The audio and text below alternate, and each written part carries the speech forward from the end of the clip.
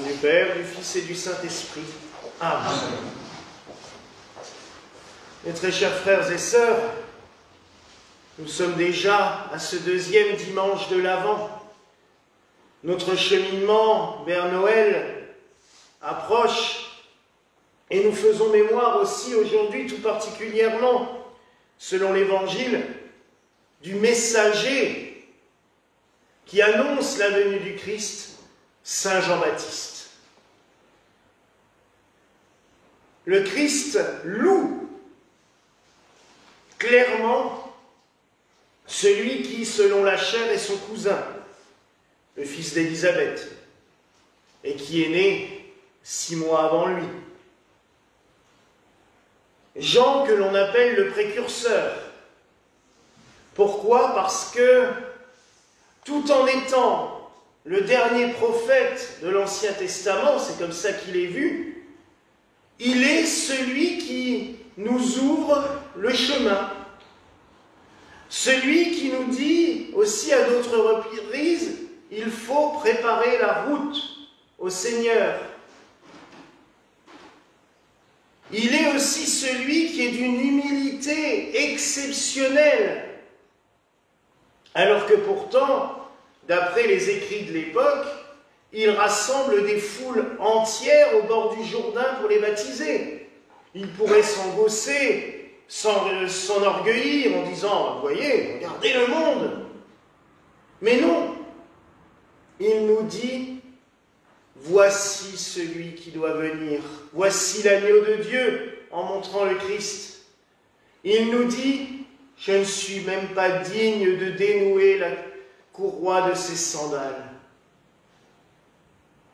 Il est dans une humilité la plus profonde face à celui qui gouverne tout et tous, face à celui qui doit venir nous sauver, notre Seigneur Jésus-Christ. Ça, c'est quelque chose d'exceptionnel. Et je pense que le Christ, justement, le loue pour tout cela.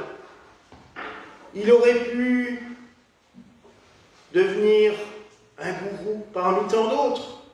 À l'époque, il y en avait énormément. C'était, vous savez, le phénomène d'un gourou poursuivi par des cohortes de fidèles qui croient tout et n'importe quoi, il y en a toujours eu. Et quand on lit l'histoire de l'époque en Israël, il y a eu régulièrement comme ça des groupes qui ont... Mais Jean, non. Il est fidèle à sa mission. Je suis venu pour annoncer le Seigneur. Je suis venu parce que j'aime. Et je dirais même, il aime par anticipation. Il aime par... sans doute prédestination, parce que Dieu l'a missionné pour cela, mais tout de même, il aime son Sauveur. Il aime celui pour qui, dans le ventre de sa mère, il a tressailli de joie. Je vous rappelle que Élisabeth le dit à Marie. Quelle joie que la mère de mon Sauveur vienne à moi, car en te voyant, l'enfant que je porte a tressailli d'allégresse dans mon ventre. C'est merveilleux. Et j'aime tellement quand on voit ces images de la visitation où Marie et Élisabeth sont ventre contre ventre et on voit les enfants dans le ventre de leur mère qui se touchent par la main à travers le ventre des mamans, mais c'est merveilleux. Jean a reconnu celui qui devait le sauver. Et il est resté fidèle. Il aime son Sauveur plus que tout, alors que lui n'a même pas vu les merveilles qu'il va faire. Et il ne les verra pas, puisque du fond de sa prison, il sera tué bien avant que le Christ soit dans sa gloire et dans sa plénitude. Jean est l'exemple même de l'amour que nous devons avoir envers Jésus-Christ, même si nous ne voyons pas ses œuvres. Et pourtant, nous le savons. On a lu les évangiles, on sait de quoi il est capable. Et cette semaine, on a lu la guérison on a lu une guérison et le Christ dit « Et encore, ceux qui me servent pourront faire encore plus quand moi je serai dans la gloire de mon Père. » Vous voyez la promesse qu'il nous a faite. Nous voyons ses œuvres, et si nous cherchons bien dans nos vies tous les jours, nous pouvons les voir. Simplement, des fois, on est un peu plus aveugle, on ne voit pas tout, on ne veut pas voir, ou tout simplement on a peur. Et c'est ce message aussi dont nous avons besoin en ce moment. Voici celui qui doit venir, voici l'agneau de Dieu. Dans la nuit, dans les ténèbres que nous pouvons vivre au fond de nos cœurs, au fond de nos âmes, ou dans notre monde, c'est ce message d'espérance qui nous est donné durant l'Avent. Je parlais avant d'aimer le Christ totalement, sans limite, au point même des fois peut-être de faire des choses qui peuvent paraître incohérentes ou étranges aux yeux des autres. Et j'en viens à parler de celui que l'Église gallicane n'a pas choisi, on nous l'a donné comme protecteur, Saint Nicolas.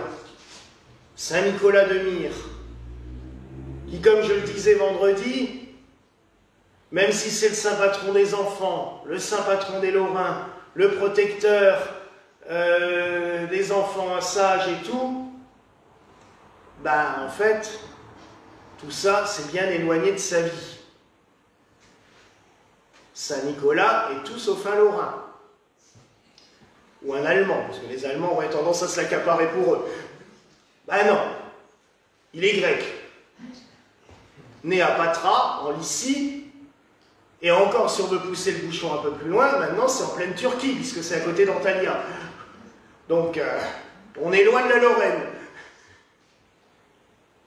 Mais il n'empêche qu'il est devenu universel, parce que c'est aussi le saint patron des Russes.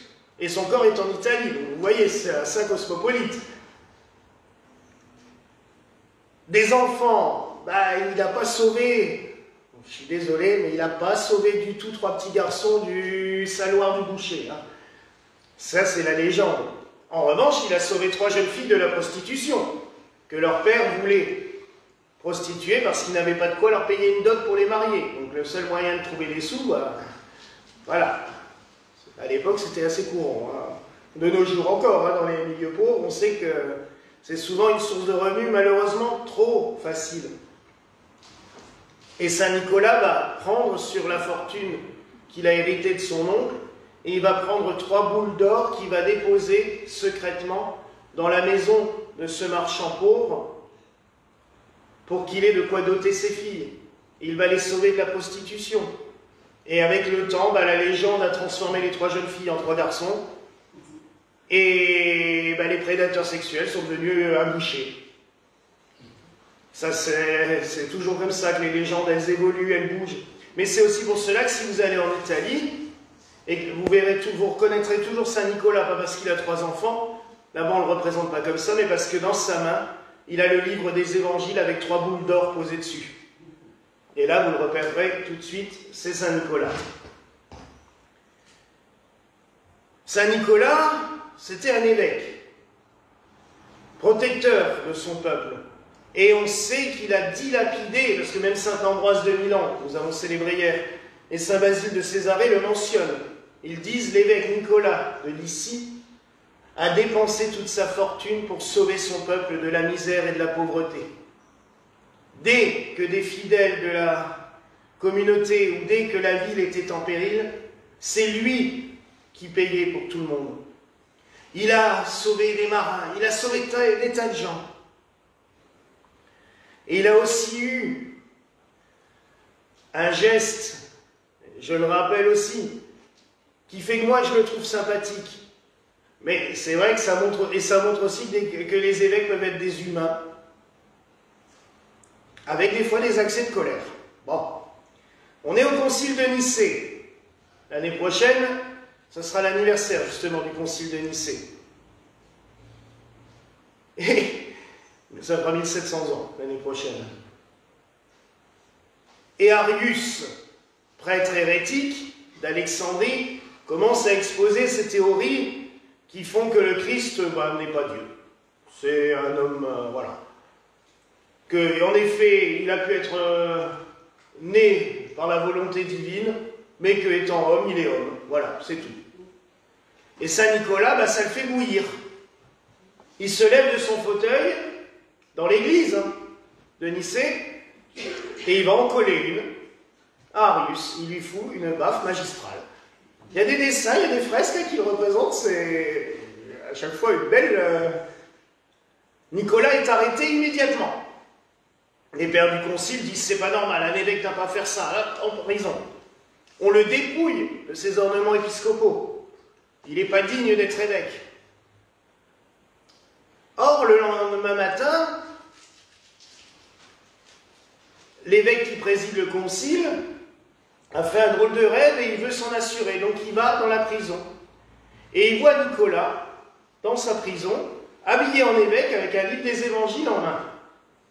Il lui dit, mais comment c'est possible? On t'a dépouillé hier. Et Nicolas dit, cette nuit, le Christ et la Vierge me sont apparus. Ils m'ont demandé ce que je faisais ici, et je leur ai dit, je suis en prison parce que je vous ai trop aimé. Et ils m'ont rendu mes ornements religieux, et ils m'ont donné les évangiles. Et l'évêque qui présidait le concile a dit, c'est exactement ce dont j'ai rêvé cette nuit. Reprends ta place parmi les pères conciliaires.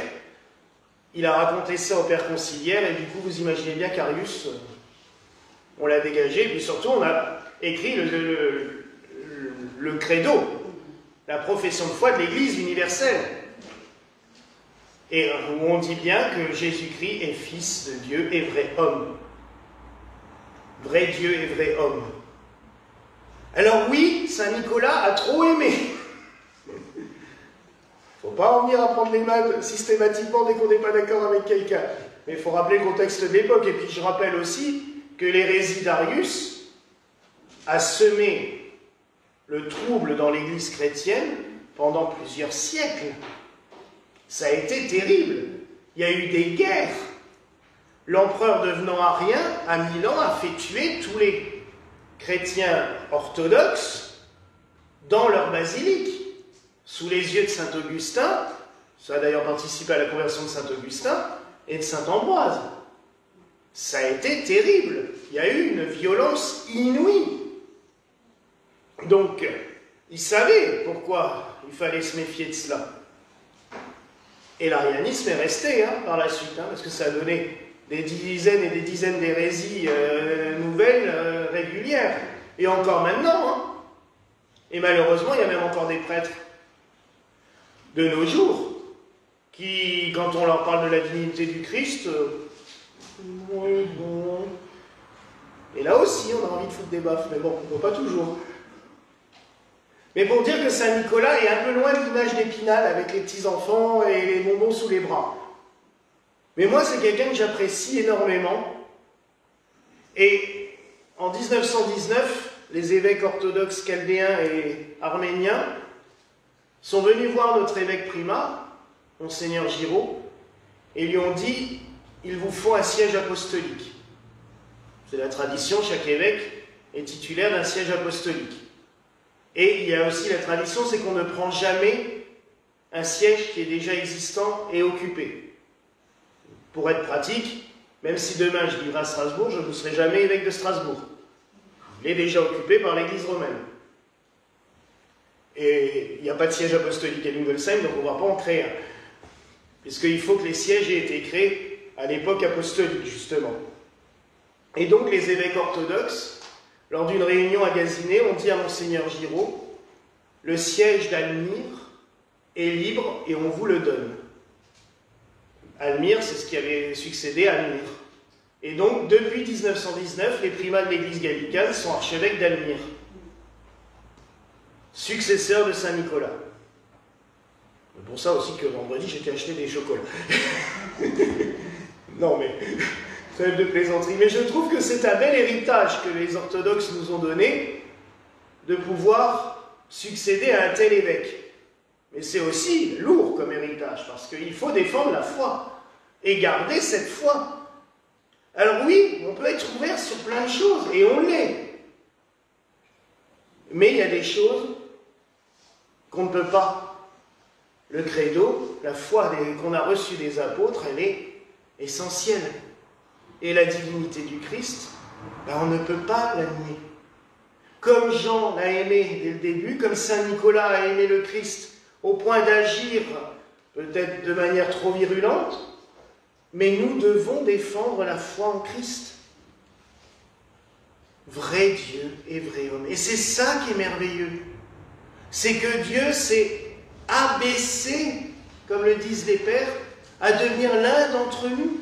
Mais en devenant l'un d'entre nous, il n'a pas abandonné sa divinité. Au contraire. Et grâce au fait qu'il soit devenu l'un d'entre nous, il nous emmène pour nous faire de nous des participants à sa divinité. Et ça, c'est le plus beau des cadeaux et c'est la plus belle des choses. Et je dirais que tous les cadeaux du monde ne sont rien à côté du cadeau que lui nous fait à la nativité. Nous célébrons l'anniversaire du Christ en nous offrant chacun des cadeaux, alors que c'est à lui qu'on devrait en offrir des quantités astronomiques, parce que rien ne peut valoir le cadeau que lui nous a fait. Et ça, c'est beau. Alors oui, mes frères et sœurs, aimons le Christ. Aimons le Christ, pas juste comme « Oh, j'aime bien Jésus ». Dans le temps, les petites sœurs, elles embrassent les crucifix. « Oh, mon Jésus ». C'est beau, c'est symbolique. Mais il faut l'aimer d'un amour immodéré pour tout ce qu'il nous a donné, tout ce qu'il a fait. Il s'offre à nous. Les autres dieux, ils voulaient des offrandes en quantité astronomique. Nous, on a un Dieu qui, lui, s'offre lui-même à nous. Waouh! Et il continue, toujours et encore, puisque lors de la messe, oui, nous offrons du pain et du vin. Mais en échange, il en fait son corps et son sang qui s'offrent à nous. Waouh! Je dirais que c'est pas cher payé de donner un peu de pain et un peu de vin. Hein? On reçoit un Dieu en échange. Ah bah! On reçoit le Dieu, on reçoit notre Dieu. Mais quel cadeau! Et le mystère de la nativité se renouvelle à chaque messe, puisque Dieu vient physiquement présent sur la terre. Et il devient en nous. Et comme je le dis tous les ans à Noël, nous devenons la crèche de Bethléem à chaque communion. Et ça, c'est aussi un cadeau merveilleux. Aujourd'hui, il y a 65 crèches exposées. Puis si on nous rajoute tous ensemble, il y en a 22 plus. Parce que nous devenons toutes et tous des crèches qui accueillons le Sauveur présent sur la terre. Alors, mes frères et sœurs, nous ne pouvons faire qu'une chose, l'aimer. L'aimer encore et encore, comme l'a fait Jean, comme l'a fait Nicolas. Et remercions-le pour ce cadeau si beau et merveilleux. Voilà la grâce que je nous souhaite en ce jour, au nom du Père, du Fils et du Saint-Esprit. Amen.